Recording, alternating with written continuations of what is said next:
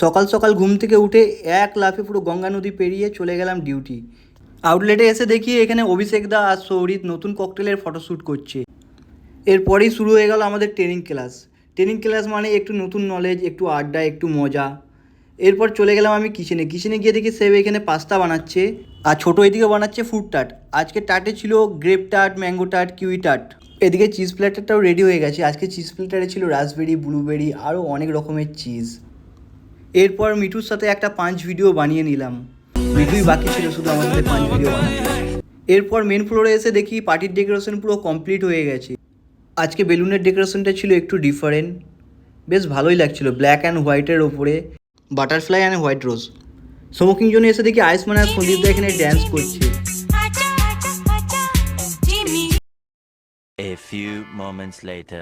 লোকে মদ পাচ্ছে না আর আমরা ফেলে দিচ্ছি। Glenn free 18। Got my 10 in my hand and a gleam in my eye. I'm a loped out. 2000 years later. আমি তো ভয়ে পুরো কাঁপছি। পিডিআরে ছিল আজকে হলোইন ডেকোরেশন।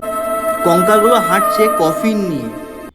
আর এদিকে ছিল পুরো ভূতের ডেকোরেশন। যে দেখবে সেই ভয় পেয়ে যাবে। এই ভূতটা আবার চোখ দিয়ে লাল আলো জ্বলছে।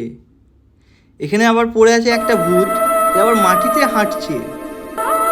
গা পুরো ছমছম করার মতন বিষয়। এই ভূতটা পুরো ঝুলে আছে।